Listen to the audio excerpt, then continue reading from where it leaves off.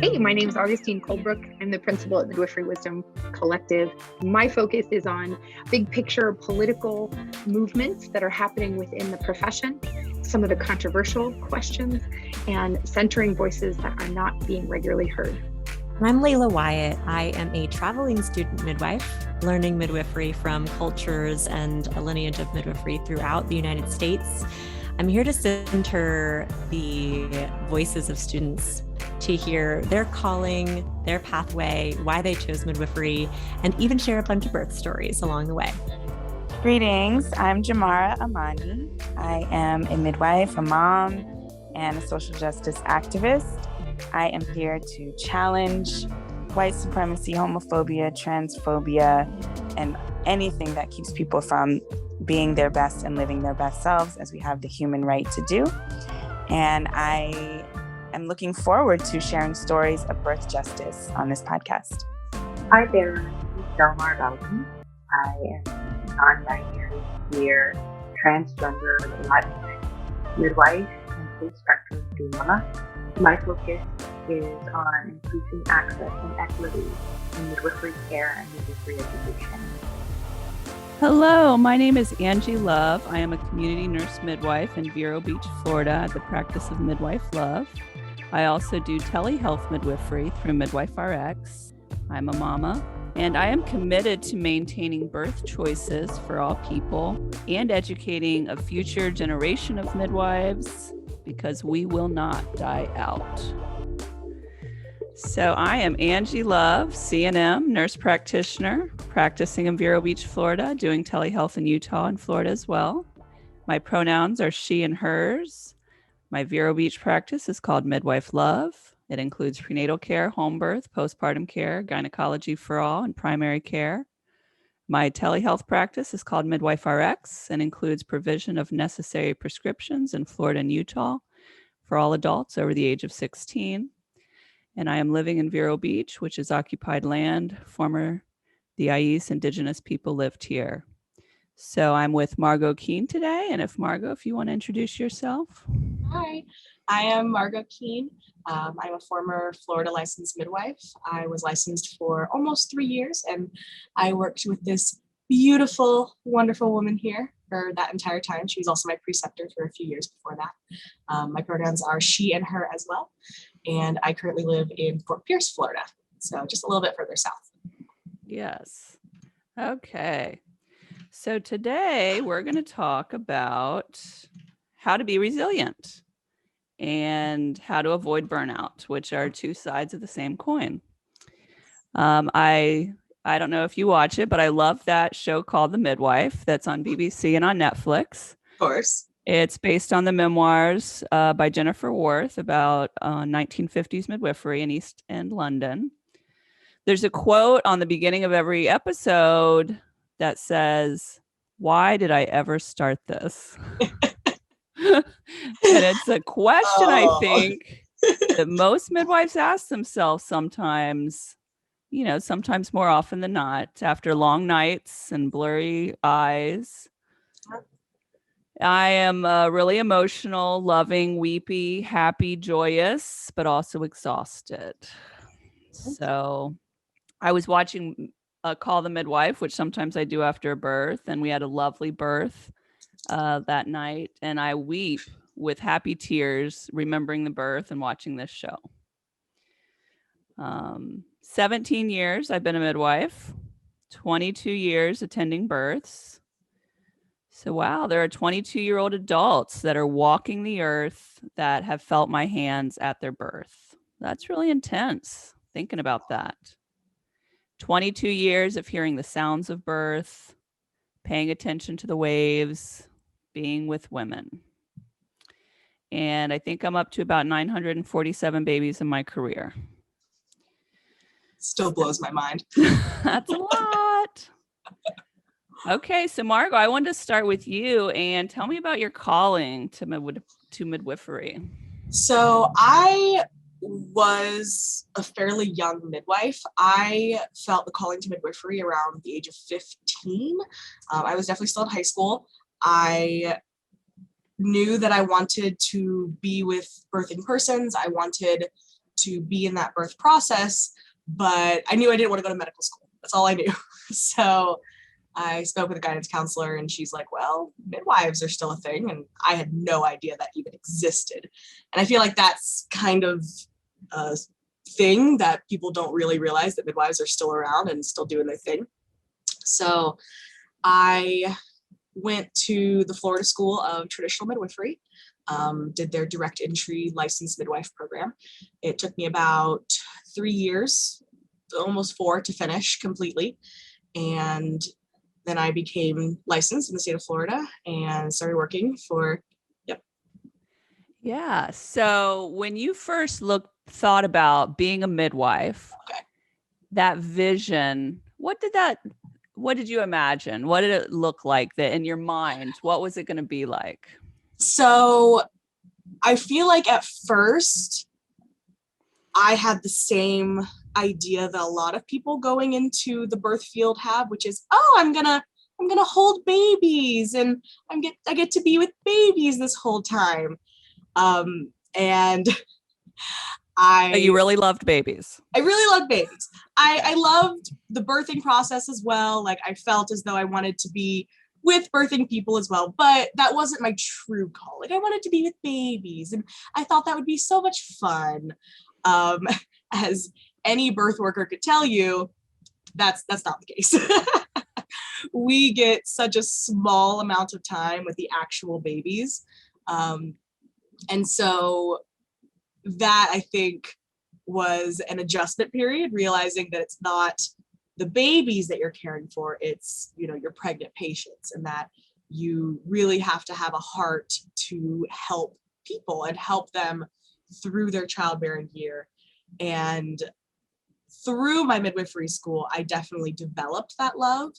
And now if you'd ask me like why I love midwifery so much, I love the babies, of course, but they are kind of my back of the head thought. I really do have a heart for helping pregnant people and helping them through their childbearing year and seeing them become parents. And I am glad that my thought process changed. And I really believe that midwifery school helped me realize that, and just working with birthing persons. And you went to FSTM. It's a 3-year program here in Florida. MEC accredited, right? One of the good ones. Some people would say one of the best ones here in Florida, right? Oh yeah. Probably the most expensive one. For sure. So how was your school experience? So I would say school was fairly easy for me. I come from a place of exceptional privilege, and I recognize that.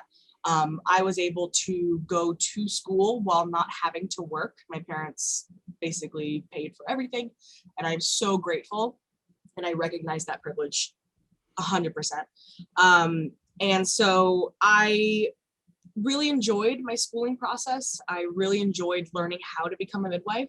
And I feel as though FSTM really did do the best that they could to prepare us for what midwifery was going to be like. They never once sugarcoated how hard this career would be. From the very beginning, they almost warned us like, hey, most of you will drop out before you graduate. And then of the ones that do graduate, I think they said 10% won't finish their 3-year into preceptorship. And so they really did try hard to give us very realistic goals and, put us in places that we would succeed and put us with teachers who would really help us succeed in our midwifery career.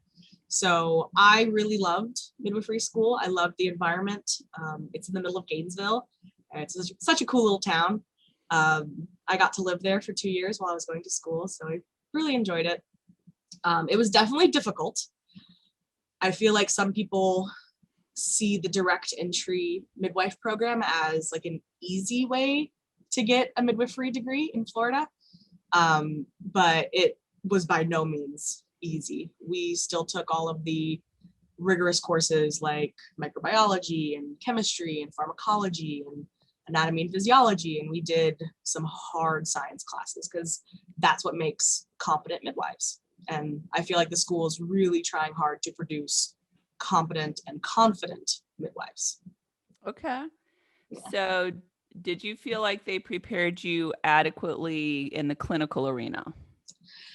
So that is one of the things that midwifery in a whole struggles with, because unfortunately you can't really learn how to be a midwife without being a midwife. So the way that the schooling goes is your first semester, you're taught basic, I call them clinic skills. So how to take a blood pressure, how to draw blood, basically helping out in the clinic. And then your second semester of school, you are put into a preceptor site. So you are put at a site where you will be experiencing births. And so you are thrown right in because this is one of those things where you really have to have that hands-on experience to learn. Midwifery is such a hands-on job and career that I can't imagine doing it any other way. But that being said, it does make it more difficult because you are fresh, you're brand new to this midwifery world, and then you are thrown directly into a preceptorship. And there are some amazing preceptors who will go to the ends of the earth for their students. But unfortunately, there is also this pervasive habit of maybe student abuse in some cases, where the students are used as like free birth assistants and free labor, because a lot of times students aren't compensated for their labor. They're being taught. So it's like a free internship basically. So that made things a lot more difficult, of course.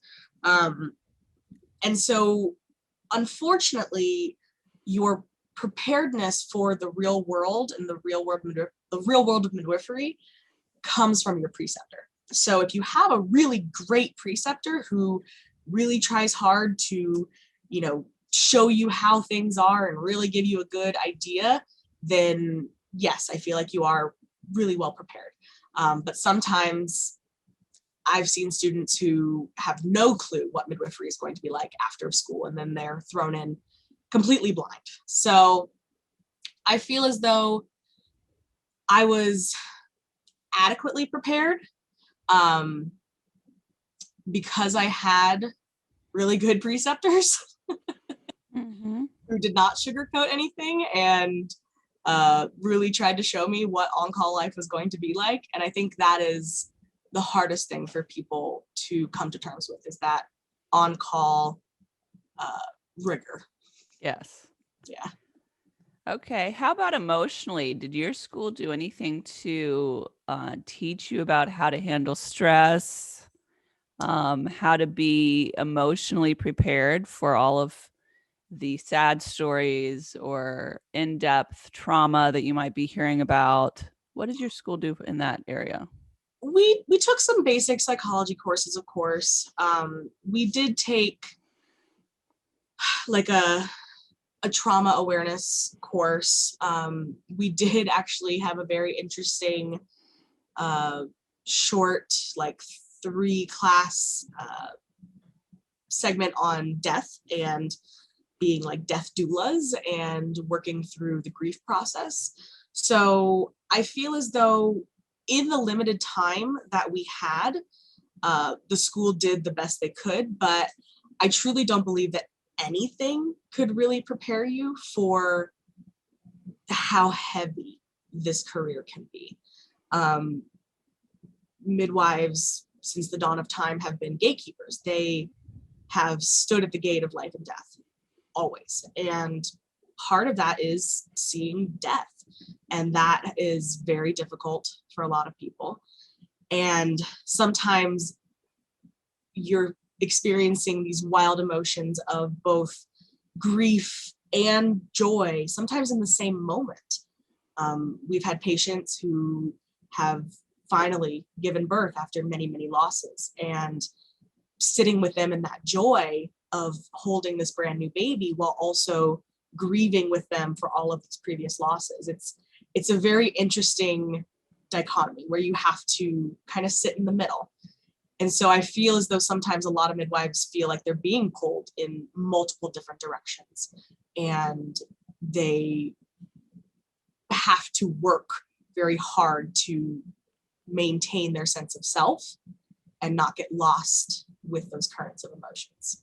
Yeah. So the school really tried, but I don't think anything can properly prepare you. Okay. So what was it like when you were brand new licensed midwife? Terrifying. Absolutely terrifying. I was very lucky, and I tell people that all the time. I was very lucky to be part of a 2 midwife practice. I was working here with Angie, and I truly believe that the 2 midwife model of care is the most efficient model of care, because I never felt alone. I never felt like I was being just thrown out and, left to my own devices. I always had someone to ask questions. And through my schooling, I also met many other, sister midwives who I learned to also rely on for advice. I'm reading this book called Grit, and it's an interesting book. My sister recommended it to me. And it talks about how talent is only a very small part of the equation about who makes it in this world. And it's a lot more about effort. Mm-hmm. It's kind of double the effort and a little bit of talent. And I wrote some notes down that I thought were interesting that kind of apply to our topic. It said enthusiasm is common. Mm-hmm. Endurance is rare. Yep.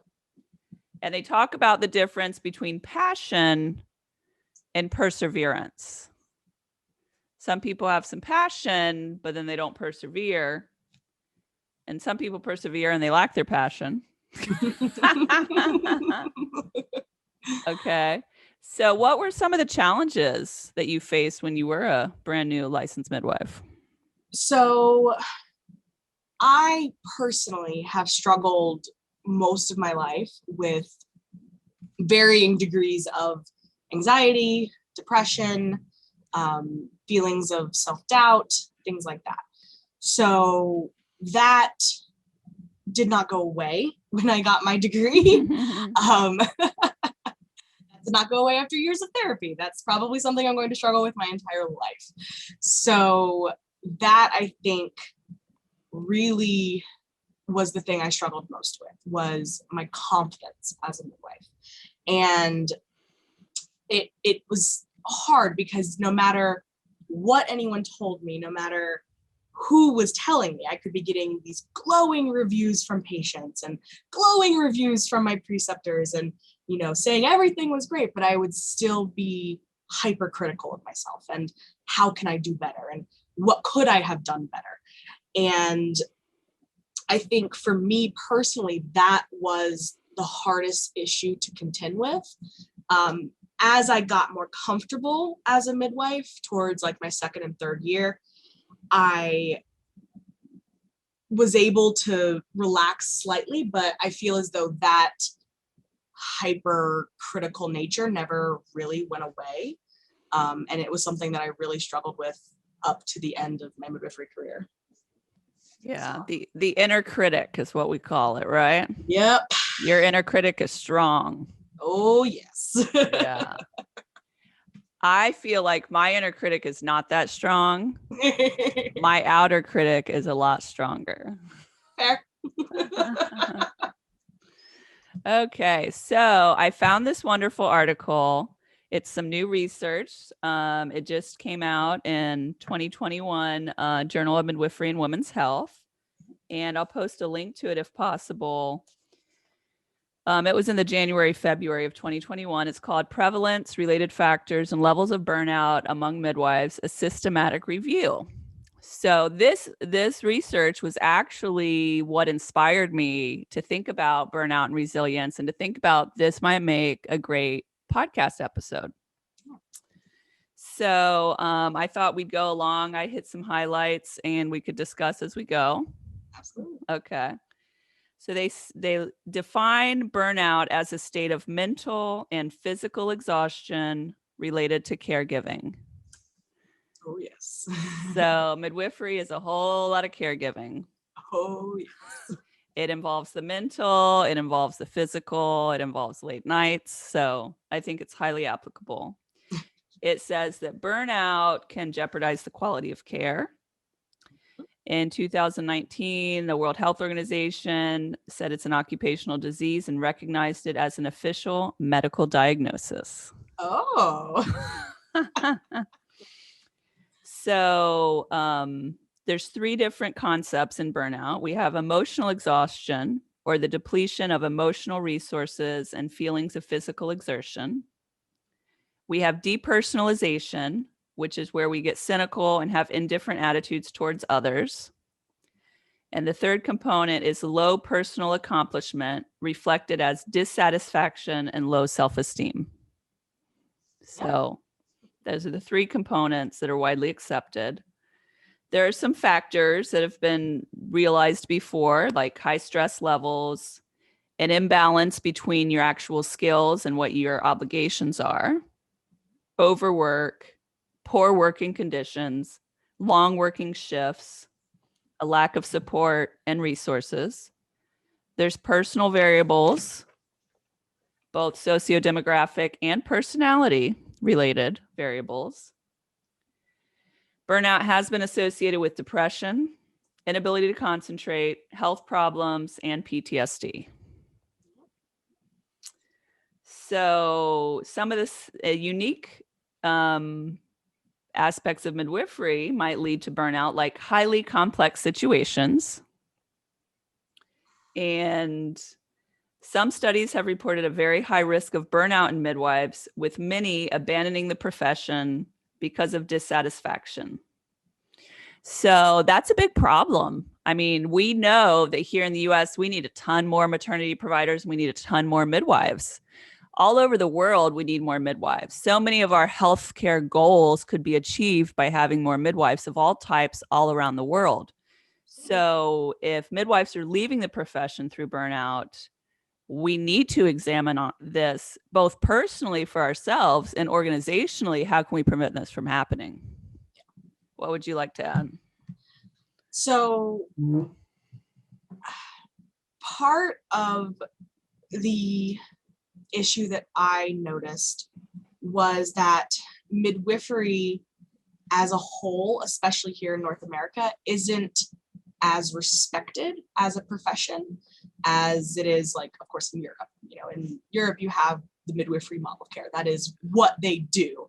And they are very good at it, and they have really good outcomes because of it. Here in the States, I feel as though a lot of people know about nurse midwives and recognize nurse midwifery as, you know, real midwifery. As a licensed midwife, I felt as though I was constantly having to prove myself, not so much to my colleagues, but to other allied health professionals. Anytime I had to transfer to a position, they would always kind of look at me like, what is this lay midwife doing here? They loved saying that, knowing I would always correct them. I'm a licensed midwife. L stands for licensed, not lay, licensed. But it was that constant cycle of having to explain my education, prove myself to these doctors, prove that I am making good decisions for my patients, proving to them that I have done my due diligence and given them, you know, the best care that I can. And that was always very difficult to have to constantly put forth that effort. And not just to care providers, just to normal people. Explaining my career to my friends and family was always very interesting. And even my own nuclear family didn't quite understand why I would be doing something like this. So that was always really difficult for me. And of course, midwifery in and of itself, especially home birth midwifery, where, you know, we don't have nurses to check heartbeats for us. We don't have an on-call room to go nap in. if you are blessed to have a partner midwife, you might be able to steal a couple Z's in the back room while your patient is transitioning. But typically when you are there, you are there. You are present for the entire birthing process. And it is, like you said, long nights and exhaustion and sometimes falling asleep on your way home and having to jerk yourself awake at the wheel. And that mix of the physical and the mental toll, I think just it wears on people after a while. Yes, yes, yes, yes. I hear you. And I think that what you spoke to about midwifery in general definitely has a marketing problem. For sure. Many people don't even know what that is. Some people think it's the same thing as a doula. Yep. I remember many long years ago, I believe it was about 10 years ago, I had a dad who was a pharmacist. He is a pharmacist, and he wasn't really sold on the idea of home birth, but his wife was. So the first time he meets me, he asks me, "Who gives you the authority to deliver babies?" And I said, "Actually, the state of Florida gives me the authority." And, 4 babies later, still having babies with me. But that comment sticks with you. Like, oh my God, like these people. But seriously, he's come a long way, and he's a total convert to home birth. And 4 babies later, all is well. But he had no idea what this midwife thing was. So there's actually 2 different instruments to measure burnout, which I thought was fascinating. There's one specifically called the Copenhagen Burnout Inventory, CBI. And the CBI has 3 subscales. One is like, how often do you feel tired? That's personal burnout. Work burnout, how does your work frustrate you? And client-related burnout, are you tired of working with clients? Okay. But the one that's the most popular instrument is called the Maslow Burnout Inventory, or the MBI, and it's the one that's most validated. So in this research article, that's the one they used. There's been other studies that have shown that personal burnout in midwives, 75 to 83% of midwives, personal burnout. So work-related burnout, moderate to high level, 45 to 66. So around half of all midwives, moderate to high burnout, and very high personal burnout. So that work-life balance is definitely being affected in midwives. It said that midwives working in a continuity of care model had lower levels of burnout. So the continuity of care model is basically like a home birth midwife who takes care of women or birthing people throughout their pregnancies, birth, and postpartum, and doesn't go in for shift work usually. So they're seeing the same clients, which actually leads to better relationships and probably that higher sense of personal accomplishment, because you get the warm fuzzies from people you really know well, right? So the midwives working in continuity of care model had lower levels of burnout and anxiety and higher levels of empowerment, meaning they're getting to make their own decisions. They're not having all these rules and policies. The other style of midwifery would be shift-based midwifery, maybe nurse midwives that are working at a hospital, or even midwives that are working at a birth center, at a busy birth center. Like I started out, there were 5 or 6 of us midwives. I worked every Wednesday night. I worked every 4th Saturday, but I didn't know the clients as well, So what they did for this research is they did a big systematic review. Okay. They wanted specifically research that had focused on independent data for midwives, not combining them with midwife students. And they were going to use that MBI to measure, to see how they were scoring. The MBI has 3 subscales, one for emotional exhaustion, one for depersonalization, and one for personal accomplishment. They use questions like, I feel used up at the end of the workday. Working with people all day is really a strain for me. So then they would grade it saying, does this happen never, a few times a year, a few times a month, or several times per week, or every single day? Okay.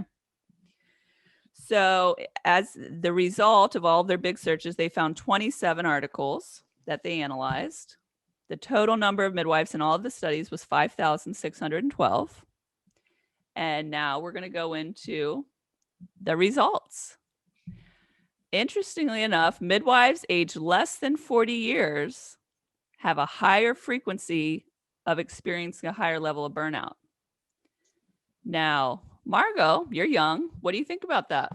I am very young. I was one of the youngest licensed midwives out of my school. I started school at 20. I was graduated by 24, licensed by 24, and I'm only 28 now.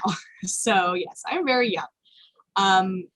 I have noticed a trend in midwifery that I am both hopeful and cautious about, which is younger and younger people going into midwifery. In my class, I was the youngest by 8 years. The class below me had 18-year-olds, so fresh out of high school, which I found to be amazing because that meant that people were finding this calling earlier in life and hopefully being able to make more change by, starting earlier. But it also gave me pause because I realized I was so young when I went into midwifery school. I had no clue what I was doing. I was fresh into the world, had never really been a grown-up before, and then was thrust into this very responsible, very demanding career, which of course I chose and knew going into. But again, nothing really prepares you for midwifery except midwifery. So I think that being young is seen as both a good thing and a bad thing in the midwifery community. I don't have any children, and so my flexibility, my scheduling was a lot easier. I didn't have to find babysitters and I could drop everything and run. But at the same time, that meant that I was usually the one going to check labors and leaving family gatherings and, having to reschedule my events because it was easier for me. I also found that not having children gave some patients kind of pause and made them question my abilities to care for them properly, which kind of hurt me. And it still hurts to this day when people question my ability to care for someone during their pregnancy and birth, having never gone through that process myself. I was always confident in my abilities as a very empathetic person, being able to care for these people. But I found that being perceived as a young professional, I was not taken as seriously, which I think also contributed to my burnout. I wasn't seen as a competent care provider. Yeah. I had to prove myself. And I was a midwife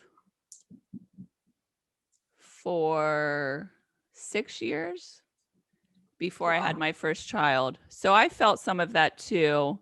My boss actually in Miami would bring that up in front of clients. Well, Angie, you've never had any kids, so you don't know what this feels like.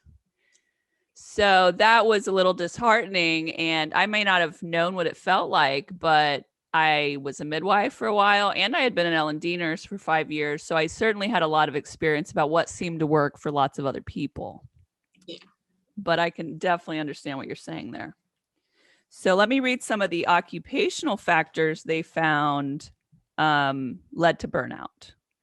So if there was a lack of material resources or personnel, low salaries, absence of professional recognition, perceptions of inadequate leadership, a poor working environment, excessive workload, or family pressure. So the things that were protective factors were effective organization in the workplace, greater experience in the workplace, social support by the organization, positive relationships between medical staffs and other midwives. They helped prevent that emotional exhaustion. The importance of working as part of a team, being involved in the decision making, was very important to avoid burnout as well. So, like we said before, if you had the shift-based work, you had higher levels of emotional exhaustion. That was primarily from studies in the UK, Ireland, Senegal, and Spain. And the continuity of care had significantly lower odds of the depersonalization. So if you're taking care of these people you care about, you're not likely to get that depersonalization. And I could just say I worked in L&D units in Miami for 5 years. Mm-hmm. And the depersonalization that I saw, the way in people interacted with patients in the hospital, was what ultimately led me to become a midwife. They had clearly become sick and tired of working with patients, and it showed throughout their work. And it was, quite disgusting in my eyes. And I felt guilty being a part of it. And that's why I decided to become a midwife, because I didn't have the names for it at that point. I just thought, this is horrible and I cannot become like them. I knew that I needed something else. Okay. So it's interesting because they said the ones that were working on the caseload model, they worked more on call hours. They were available 24 hours, but they were more likely to gain job satisfaction, autonomy, and personalized care. They also did a higher number of home births. So you would think logically, oh, you're having shift work, you can go home and sleep, it's going to be better. However, if you don't know all your clients and you don't have that relationship, you're not getting the pats on the back that are required to avoid burnout. They're very important. Yeah. So other factors, personality factors that were related to burnout were high levels of anxiety or PTSD. They said that the midwives who had greater empathy had more burnout, or those with a passive coping style. They also said if you have a dominant communication style, you have higher levels of burnout and emotional exhaustion.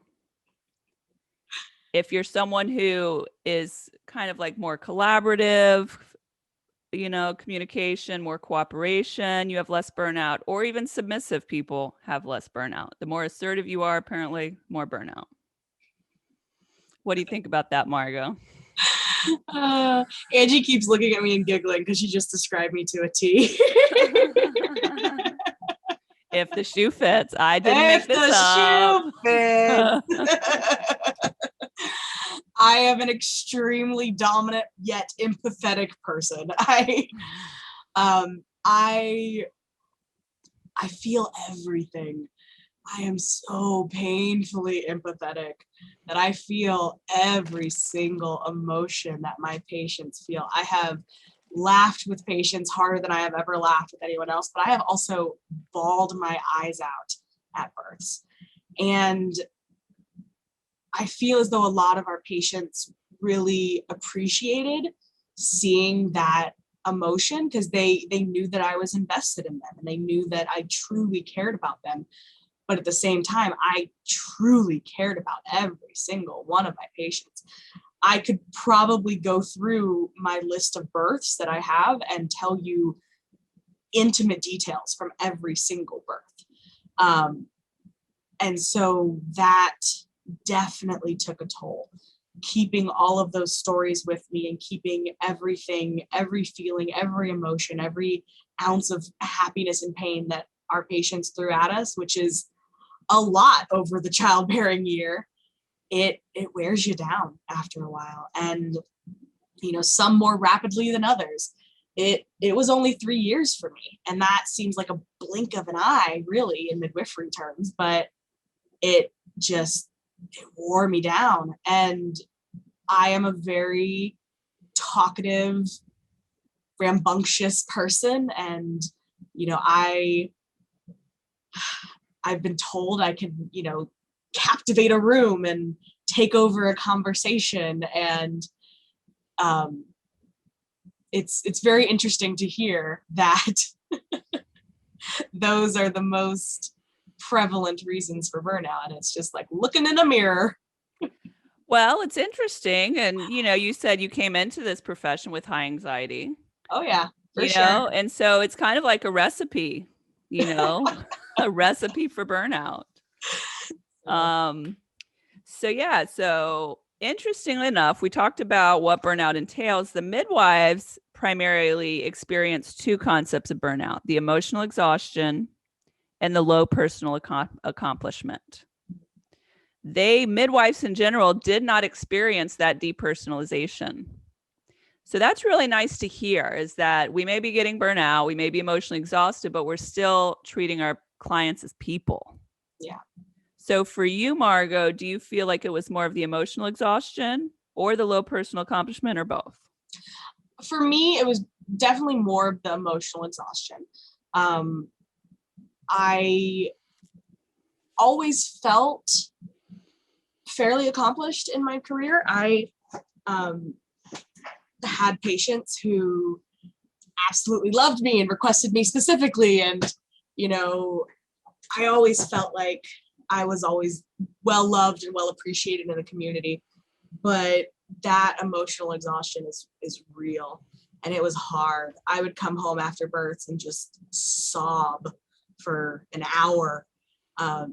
Sometimes because I was stressed and anxious, and sometimes because I was just happy and excited, but it was just that raw emotion that, I continued to feel over and over. So that was definitely a struggle for me, and something that I had to come to terms with for my own mental health. Yeah. So comparing how midwives did in this research, nurses in general have more depersonalization than we do. Yeah. And physicians mainly have emotional exhaustion and depersonalization because their sense of accomplishment is very great. Mm-hmm. But in the US, emotional exhaustion, 46% of physicians have, and 35% of physicians have the depersonalization. So if we wonder why sometimes care is suffering on the labor floor or other places, it's because these physicians are burnout too. So some of what we're talking about is applicable to them as well. So they said that those who had less experience were more likely to report emotional exhaustion because they're trying to get the skills. And younger midwives who experienced burnout spent less time in the profession and thus may drop out of the profession. So in this review, they said there was no relationship between having children or not. But with the Swedish studies, they said that having children increased the prevalence of burnout and decreased the quality of life. And I have 2 kids. And I'm a single mom, so I can definitely see how balancing of all of the schedules and finding childcare and not having that partner in the home makes it a little crazy sometimes. Sometimes. So implications for practice, what they recommended were mindfulness-based stress reduction programs. They said self-care, health and well-being, socialization with colleagues, time management for work, taking lunch breaks, etc., etc. Okay.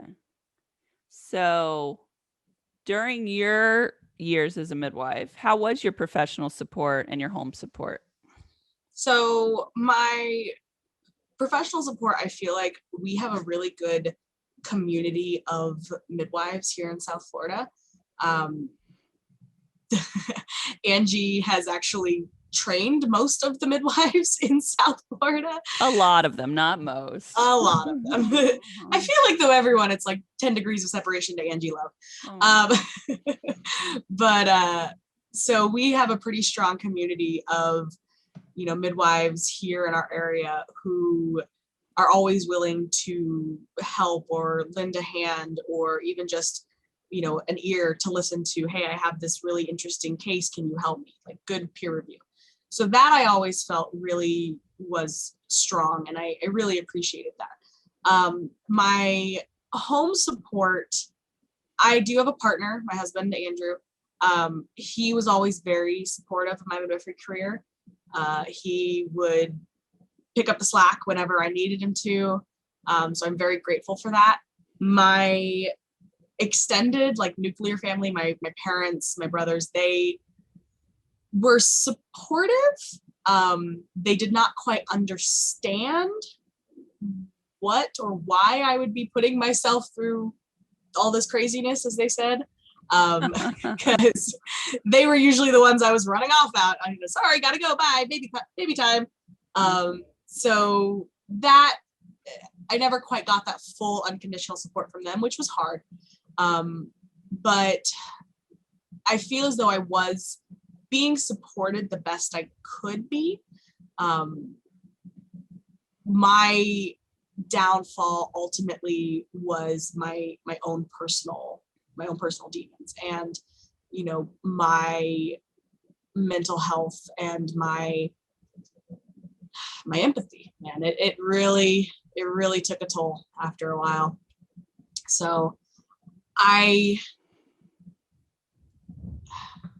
yeah. Okay. So do you want to share how you made that decision to pause or leave midwifery?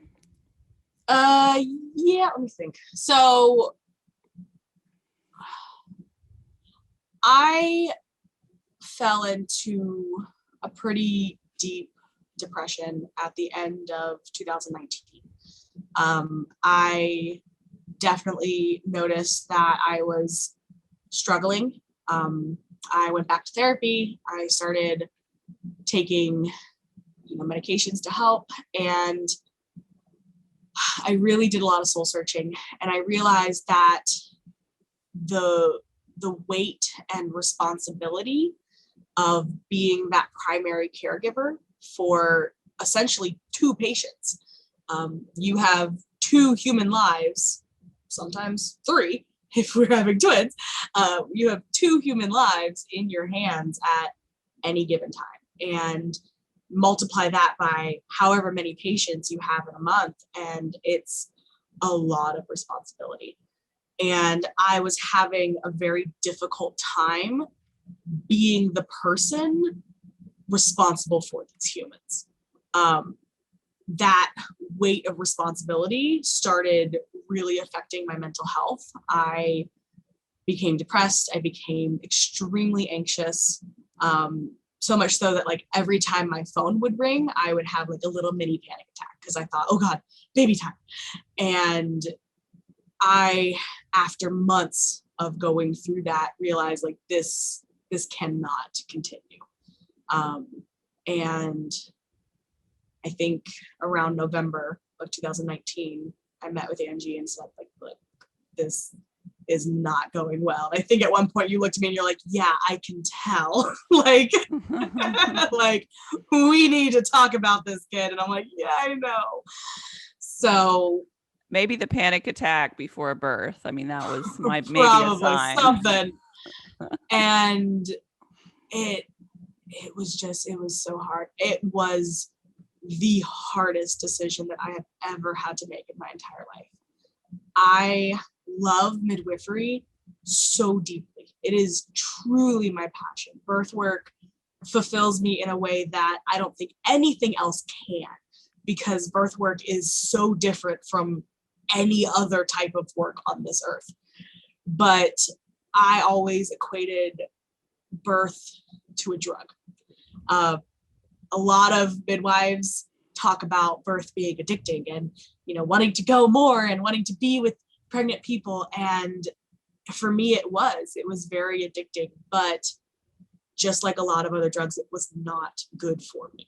And so reconciling my love and my passion and my want to be in the birth community with my inability to do it safely, because at that point I was so anxious that I felt as though my patient's safety was in question. So at that point, I knew for not only my mental health, but also my patient's safety, I had to step back. And I do believe that it was the right choice, but it was the most difficult decision I've ever had to make. So, how did it feel to be out of midwifery at first? it was very bittersweet. So, of course, there was that initial relief of, not having to be attached to my phone, not having to worry about, oh gosh, who's in Windows? Should I have that glass of wine at dinner? There was a certain amount of freedom that midwifery doesn't quite allow for.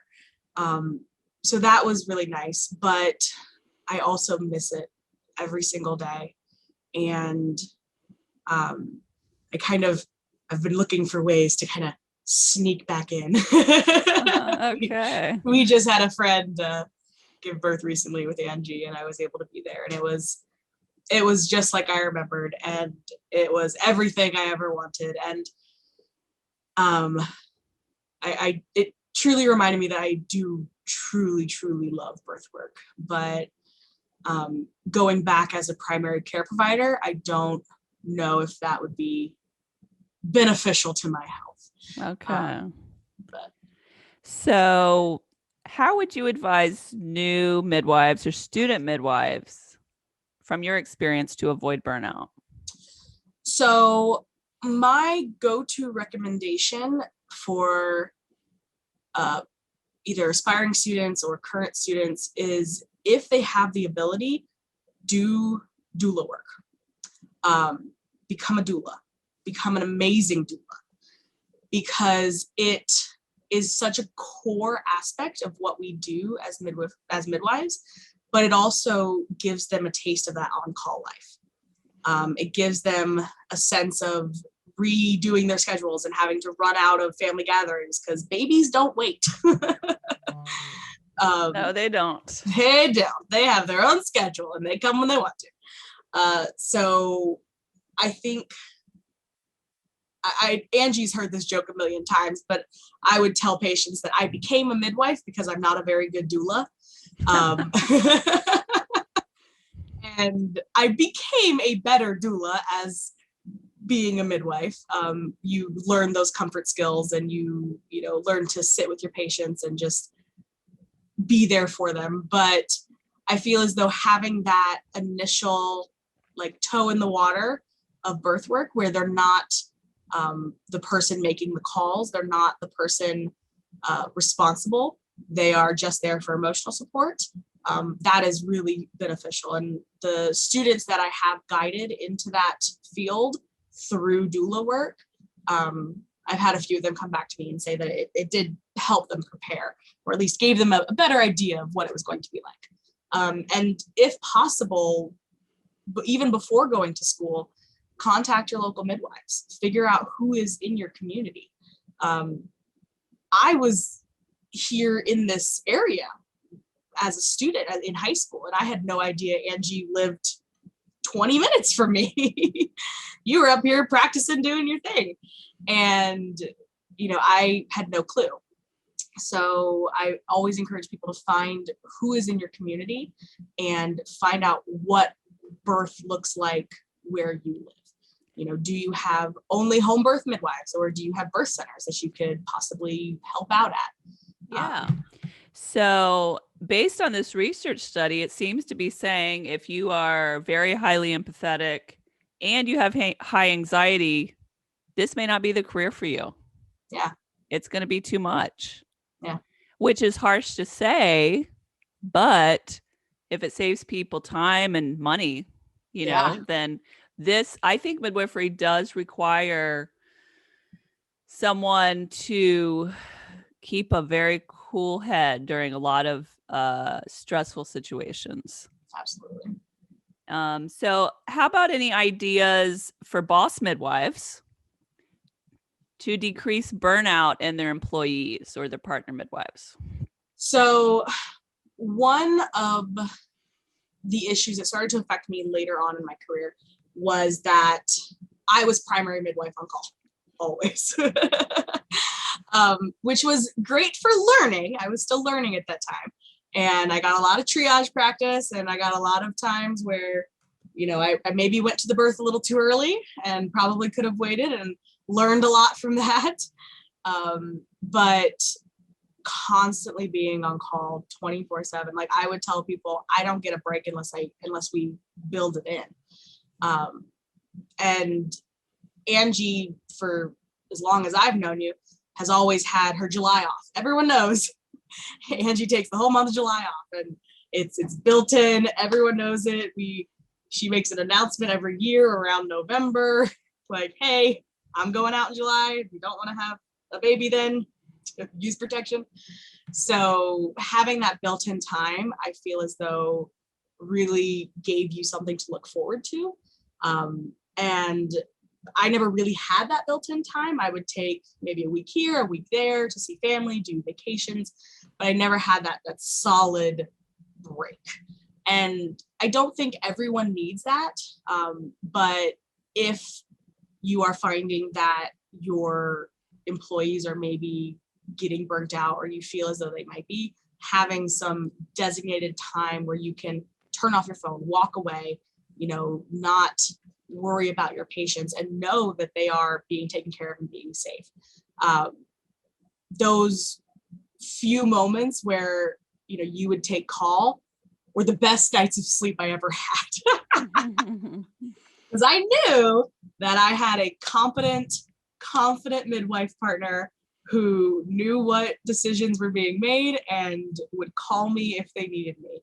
And, that taking that relief, taking that off of, your midwife's shoulders is a lot.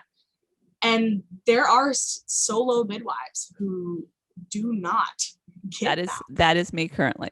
Yeah, I know. And it's not easy. So yeah, I think that our schedule, when I hired Margo, I was very excited. I had not hired another midwife before. So it was a new experiment for both her and I. And so the schedule was very sustainable for myself. Yeah, it's great. Maybe not so sustainable for her, but I figured she's young, fresh, energetic. We'll do this a couple years and then, could switch it up. But however, so any other last burning thoughts from you, Margo? Just that I always tell people, like I will tell anyone who asks my story, because I feel like it's an important aspect of midwifery, that burnout, and realizing that it happens, and it happens to young, energetic midwives, not just, older midwives who have been in it for 40 years. Like this happens to people in their prime, so to speak. But I always tell people who are interested in midwifery, like, take what I say with a grain of salt. Understand that your experience is going to be your experience. Your experience is not going to be my experience. And so I never want my story to dissuade anyone from joining this profession, because I truly do believe that if you have a calling for birth work, you should be in birth work in some capacity, because we need more providers in every sense. We need more doulas, we need more midwives, we need more midwife-friendly physicians. Yeah. I've had some friends who wanted to become midwives, and I discouraged them. I told them to go be doctors, because I knew that their skill set would be better suited as a physician. And I know we need more midwife-friendly physicians. So, wonderful. Yeah. So as we close, I wanted to just give some survival tips, which is hopefully something that I can include in every episode. Survival tips. And today's survival tips are going to be about how to be resilient, how to avoid burnout. So some of them would include taking vacation every year where you are off call totally, setting limits and boundaries on how many clients you take a month, and also what are your office hours going to be, and when you will return non-urgent phone calls. So setting those limits and boundaries. Drinking lots of water during a birth, staying hydrated will help you the next day. Blackout curtains in your bedroom. White noise app on your phone or a white noise machine. Foam earplugs if need to be for loud children in the background. And one of my strategies was if my loud kids were at home with the babysitter, it was during the day, going to go sleep at the office or sleeping at a friend's house to get a good solid 3 or 4 hour chunk in before returning and facing the kids. So those are our survival tips. I want to thank Margo for speaking with us today and looking forward to seeing you soon, Margo. Love you. Love you too. Take care.